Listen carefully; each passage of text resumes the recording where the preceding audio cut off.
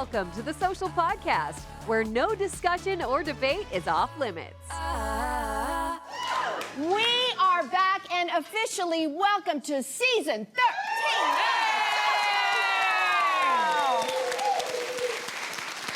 13. Lucky 13. Yes. And in this climate, in media across the world, Yes. we're still here! All right. I was a little caught backstage. It was Yes. our first new chance to see the new show open. What'd you think? Good, right?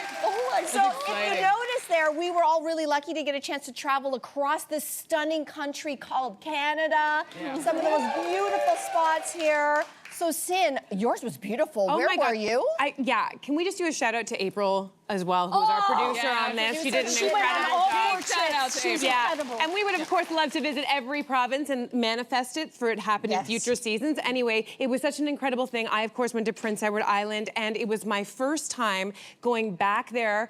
So first of all, let's just take in how gorgeous our country is from coast to coast. This was one of the most beautiful spots that we did that opening shot in. But this was my first time going back there. I went there once on a road trip when I was around my son's age, back in the, I don't know, 80s, 90s. And there's a picture of me with a lot of attitude with my mom and my sister. That's outside Green Gables house. And so among many things, we also went back to the Green Gables house while we were there. I was a huge fan of Anne of Green Gables growing up, reading that. It's just an incredible thing. There's me back at the same house. But there's obviously so much more to Prince Edward Island. We had an incredible time experiencing the beaches, the food, the people. I also managed to get together with our travel expert, Heather Greenwood Davis, who happened to be there.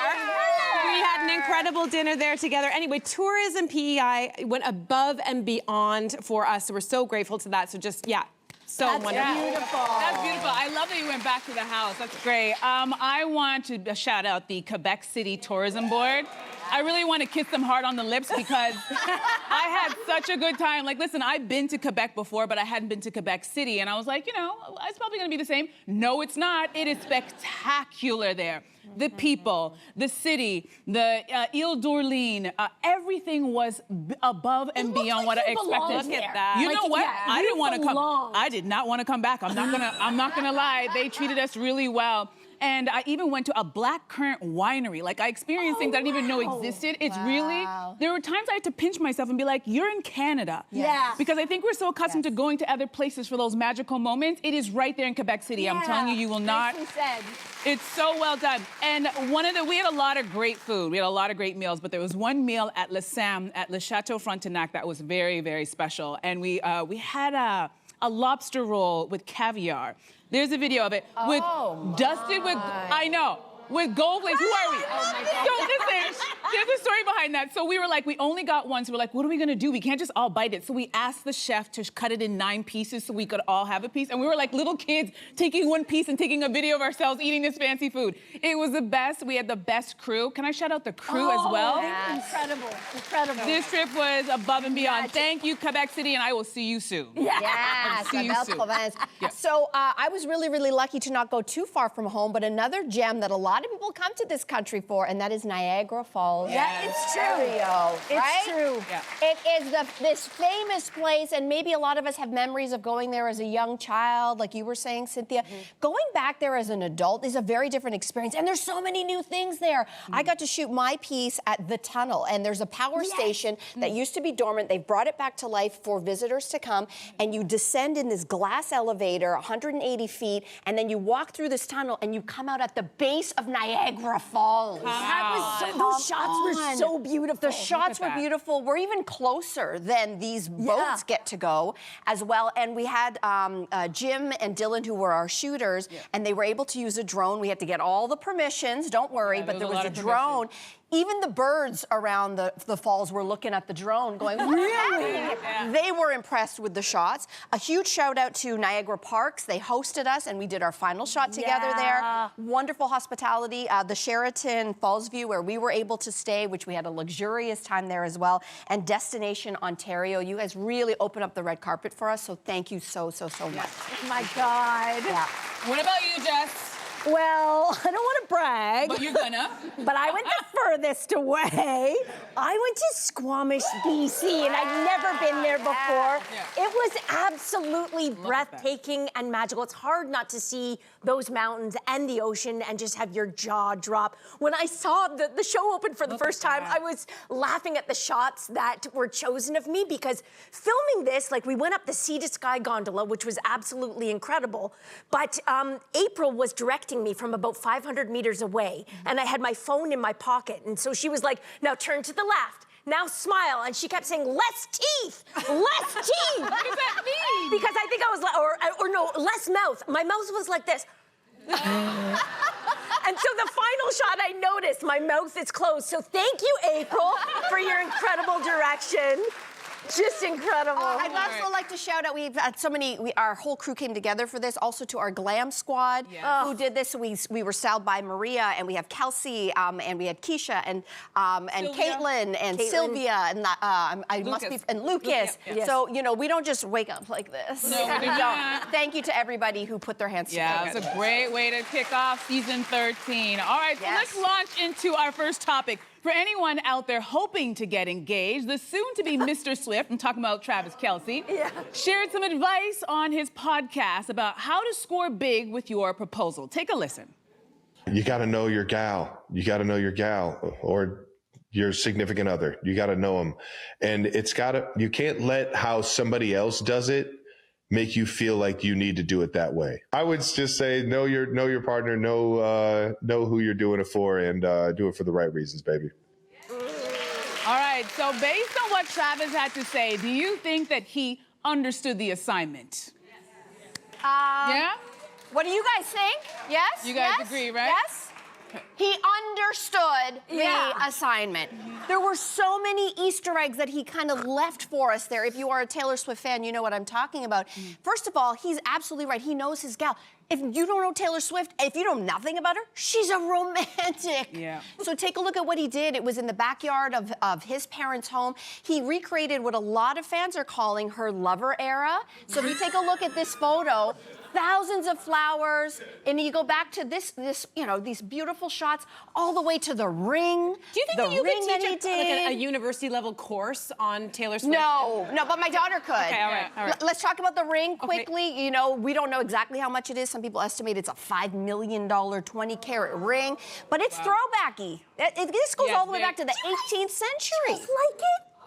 Does everyone like it? I like it for her. You like it? I like it for her. I like it for her. It's big. It's big. It's a statement. It's a statement. But- Okay, no, say how you really feel. Say with your whole chest. How do you feel about it? You know what? Season 13, I'm pulling off a new leaf. You know, it's a beautiful ring. Anybody believe in that? Okay, listen. It's beautiful. I will rescue Just from you're gonna have to walk around like this. How do you go grocery shopping? I think How do you do anything? I think she'll be just fine. I think she'll be just fine. But it's not so much that he get it right. It's more something that we should be paying attention to. And when I say me, I mean women who are out there dating, whether you're with someone or you're hoping to get married, is that if he wanted to, he would. Now, hear me out. She's a very successful woman, so of course he should want her. But let's be real. This is an NFL player who's very successful and rich, and he could have a lot of women. But when he saw her, he made no bones about it. He went, he made his intentions known. He immediately introduced her to the family and made no bones about it. This is the woman I want to be with. And when it came to the proposal, he's like, you have to know your girl. He did the homework. You know why? Because if he wanted to, he would. Where's This is just a reminder. This morning? This is a reminder for all of us who are out there going, I don't know, maybe he's just... No. If he wanted to, he would.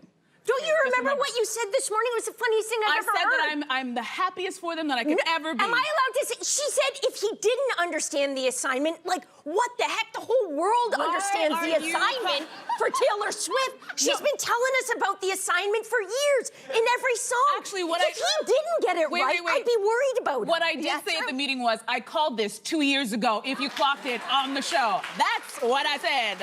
Yeah.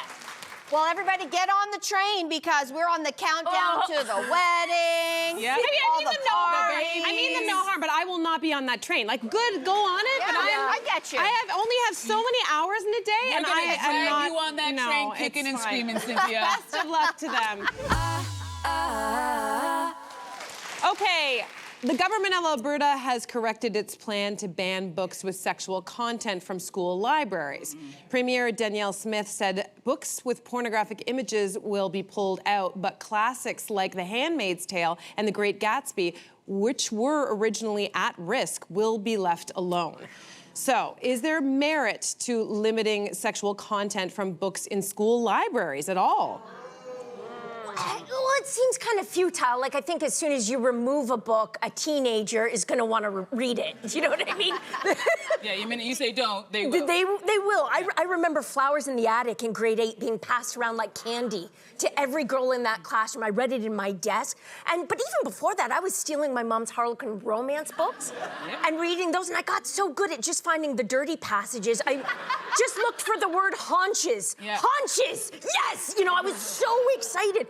But I wonder if the difference here is the books that Danielle Smith and this group wants to remove. They're not, the books I was dirty reading were books designed for adults, whereas these books that she's pulling are designed for young adults, and they're graphic novels. So there are images. I don't know if that makes it better or worse. You're seeing things rather than just reading about the haunches and other things. Like, maybe, does that make a difference? I gotta say, I don't, at the risk of sounding old-timey, if there was such a problem with kids rushing into a library to try to find dirty books, we shouldn't be sad about that. We should be dancing in the streets that children are reading books. Yeah. Because guess what?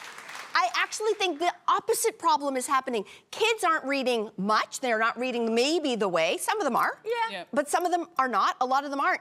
Here's what the big danger is. If you are an educator or if you are a parent, the issue in your house or your school is not the library books. It's these guys. Yeah. The issue is, as soon as I have a Wi-Fi signal, as soon as my child has a device with a Wi-Fi signal, pornography in a book, that is child's play compared to what they can actually get their hands on. But do you have a limit? Is there something that would push you past your comfort zone when it comes to a book? I can understand, like, okay, so let's just say, for an example, 50 Shades of Grey. I'm sure that's available at most libraries. And if I was there and my kid came home with that, I'd be like, oh, that's a little bit like jumping in the deep end of the pool before you've just learned to swim a little bit. Like, I'd want to have a conversation about that. But I agree with you. I expect, like, the statistics are also consistent as a mom of a son. Young male readers lag well behind their female counterparts in literacy skills and in reading, and I see that, I observe it. Kids, their interest sort of starts to ebb at a certain age, and they can go away from books, and they'll end up where? They'll end up online. So I very much prefer the idea of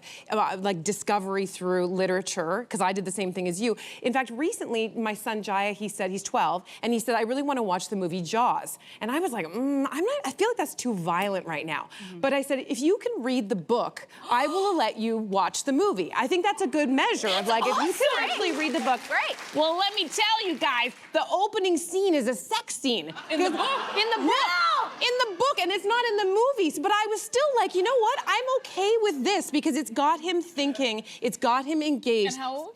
He's 12. 12. I mean, to me, the thing is this is a much ado about nothing, and I think there are much bigger things that Danielle Smith should be focusing on in order to protect. You know what? And let's talk about Premier Danielle Smith, because I really want to say to her, you want to be a Republican so badly, just leave our country, go over there and run, because this is exactly what Florida Governor Ron DeSantis did last year with the banning of books. And we all know that she loves herself a good Republican and is trying to bring that type of mentality over here. But I would tell her this: if you really are concerned about protecting the children, it is not in some book that was published 100 years ago. It's not The Great Gatsby. It's not The Handmaid's Tale. It is the technology, and specifically artificial intelligence. If you really care, administrators, parents, government, pay attention to what's going on, because listen to this. According to the Scientific American survey, 72% of teens have used chatbots. 33% of them say they consider themselves friends with those chatbots. And unlike some book that was written 100 years ago, the chatbot is in real time. It is emotionally manipulative, and it is unregulated. Don't worry about that book. We all read the books that are on this list, and we're all fine, right? You good? You good? I'm good. You good? We're good. What's not good is these young people who some of them are committing suicide under the guise and guidance of their chatbot friend, companion, I don't even know what to call it. So if you really are concerned about children, this is not the issue. You sound like you're back in the 1920s. We're here in 2025 worrying about what's going to happen to these kids because we don't even have the research to know how this AI technology is going to affect these young people. Can I just also say one more thing, too? Sorry. Please. So also on the idea that there are books at the library that have pornographic images, I would like to know more about that because there are many who would argue that there's art books out there that show the naked form, right? And so is that what we're clamping down on? So many naked people doing funky things. Doing unusual things, even medical textbooks. Exactly. I used to look at those too. Yeah. I was a little, The point is, where are we drawing those lines? It's a great thing, but you know, when we were talking about what's our comfort level, I would be very curious to speak with the educators and librarians in Alberta, because I would sort of take a page from their book. Like, what's their comfort level? What about talking to the kids themselves? Unfortunately, Danielle Smith didn't talk to the educators of Alberta. She's only being influenced by some very powerful, socially conservative lobbyists. No, Canadian lobby groups that are very strong. She hasn't spoken to any of these educators, and a lot of these groups have a strong religious bent as well, Christianity, and it makes me wonder, when's the last time they read the Bible? Because the Bible is chock full of debauchery. Yeah, do you know what I mean? Yeah, absolutely. What a fascinating discussion. I'm glad they put a pause on it. The story clearly is not over, but we're watching you, Alberta. We're watching you. Subscribe to the Social Podcast so you don't miss a fiery debate. Until next time, socialites.